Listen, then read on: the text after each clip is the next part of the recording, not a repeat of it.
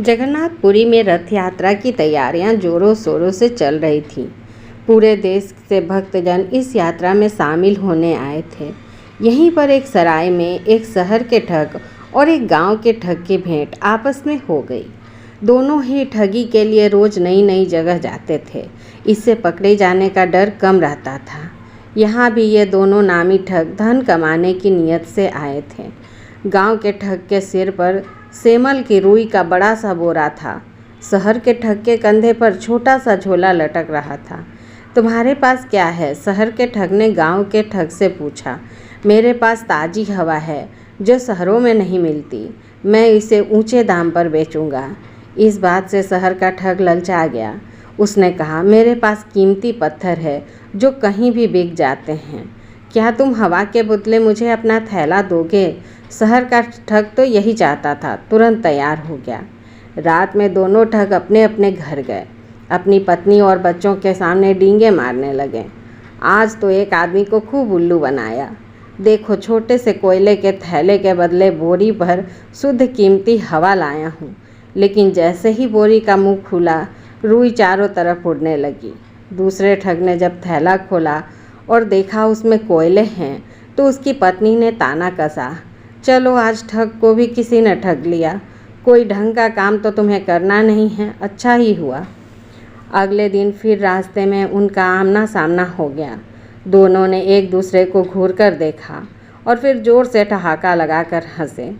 ये भी खूब रही उस्तादों से उस्तादी। एक बोला, मैं तो किसी सुंदरी के आँख का काजल चुरा सकता हूँ। दूसरा बोला, मैं तो ब्राह्मण के माथे का तिलक चुरा लूँ और उसे पता भी न लगे। पहले ने रौब दिखाया। इस पर दोनों ने एक साथ ठगी करने की बात तय की।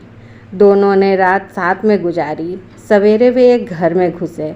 वहाँ एक रईस बुढ़िया रहती थी। दोनों ने बुढ़िया के बारे में जानकारी आसपास के लोगों से इकट्ठी कर ली थी। वह बुढ़िया के पास गए, पैर छुए और बोले, बुआ, हम तुम्हारे भतीजे हैं। तुम तो इतने दिनों से घर आई नहीं। अब मेरे लड़के की शादी में तुमको ज़रूर आना है। बुढ़िया ने अपने भतीजों को बचपन में देखा था, इसी से उन्हें पहचाना नहीं। बुढ़िया ने अपने परिवार का हाल चाल पूछा। फिर अतिथियों को चांदी के बर्तनों में खाना परोसा। ये बर्तन बुढ़िया को शादी में मिले थे। केवल विशेष मौक़ों पर ही इन्हें निकालती थी। उन दोनों ने खाना खाया और बर्तन धोने कुएं पर गए। ठगों ने बुढ़िया की नज़र बचाकर चुपचाप बर्तन अपने कपड़ों में छिपा लिए। एक चिल्लाने लगा, अरे अरे, क्या करता है? बर्तन कहाँ लिए जा रहा है? आवाज़ सुनकर बुढ़िया आई तो दोनों बोले, बुआ, बर्तन तो कुएं में गिर गए। बर्तन खोने से बुढ़िया दुखी हो गई और उसने कहा, बेटा, मैं तो तुम्हारे साथ नहीं चल सकती। मेरा बेटा तुम्हारे साथ शादी में जाएगा। बेटे ने उन दोनों को बर्तन छुपाते देख लिया था। उसने माँ के सामने कुछ नहीं कहा और अपने घोड़े पर बैठ इन दोनों के साथ चल दिया। चलते चलते रास्ते में दोनों ठग बोले, ए भाई, घोड़ा रोको तो, बड़ी भूख लगी है। हमारे पास तो पैसे नहीं हैं। तुम अमीर आदमी हो, ज़रा अच्छा खाना खिलाओ। क्यों नहीं, इस जगह मेरा लेन देन चलता है। हमें कुछ भी खर्च नहीं करना पड़ेगा, युवक ने कहा। वह इन दोनों को सबक सिखाना चाहता था। ठीक है, ये तो बड़ी अच्छी बात है, दोनों ठग बोले। तुम लोग यहीं रुको, मैं इंतज़ाम करके आता हूँ। ऐसा कहकर वह युवक वहाँ एक व्यापारी के पास गया। चुपचाप बात की, फिर वापस आया और दोनों ठगों को व्यापारी के पास ले गया। व्यापारी ने युवक को धन दिया। वह धन लेकर जाने लगा तो दोनों ठग बोले, अरे भाई, अकेले कहाँ जाते हो? हम भी चलते हैं। नहीं, मुझे कुछ काम है, थोड़ी देर में आता हूँ। तब तक तुम्हारे स्वागत और खान पान का ध्यान ये श्रीमान रखेंगे। युवक ने व्यापारी की ओर इशारा किया। व्यापारी ने उन दोनों को डपट कर कहा, जाओ पीछे खेतों में मजदूरों के साथ काम पर लगो। उन दोनों ने व्यापारी को समझाने की बहुत कोशिश की कि वे मजदूर नहीं हैं, पर व्यापारी ने कहा, मैंने तुम दोनों को पैसे देकर खरीदा है, काम तो लूँगा ही। नहीं नहीं, हम लोग अच्छे घर परिवार के हैं। उस युवक ने हमारे साथ धोखा किया है, आपको भी धोखा दिया है। हम उसे खोज लाएंगे, आप एक बार हमें जाने दो। दोनों ने बहुत विनती की।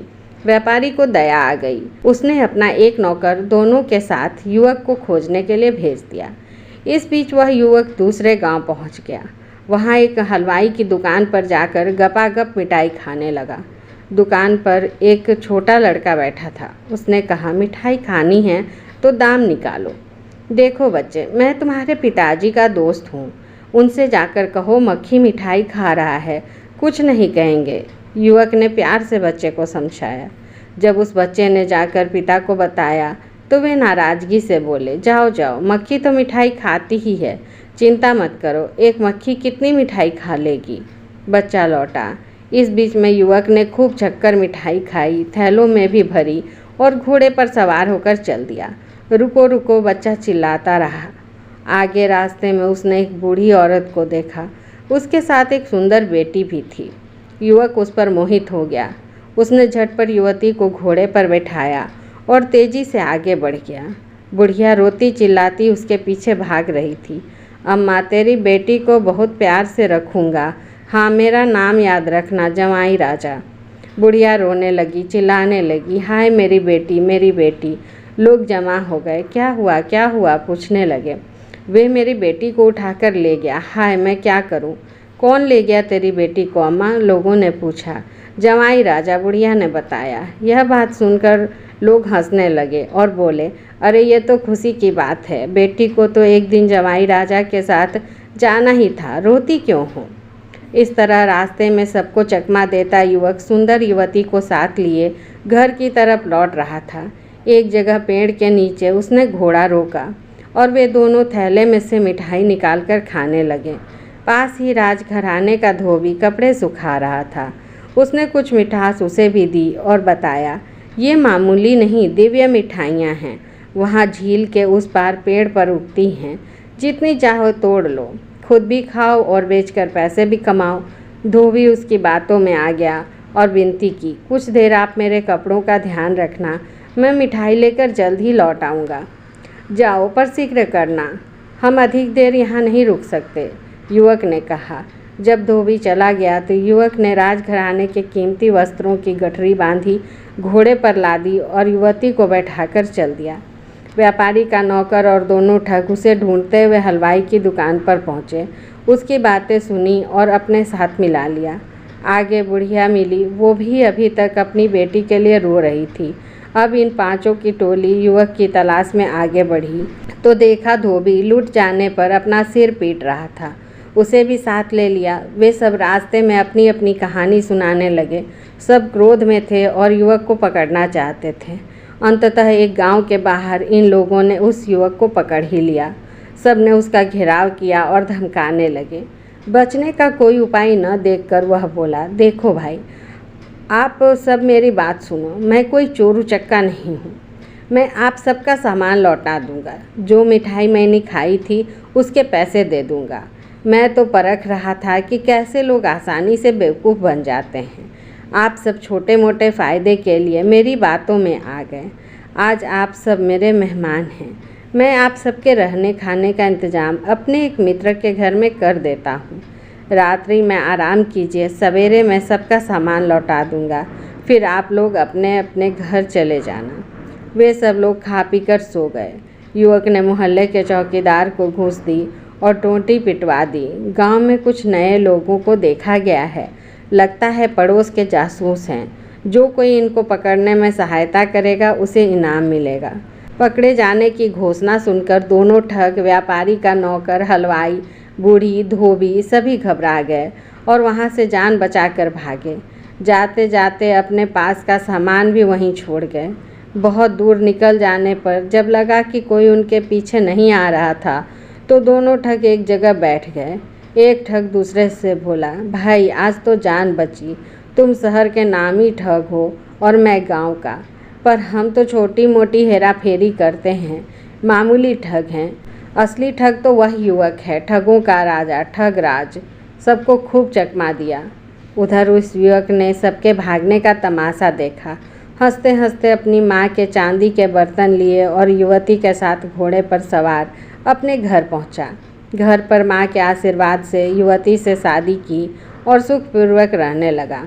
एक दिन पत्नी ने पूछा कि उसने उन सब लोगों को क्यों सताया। इस पर वह युवक बोला, खाली हेरा फेरी में क्या है, मज़ा तो चतुराई से चकमा देने में है।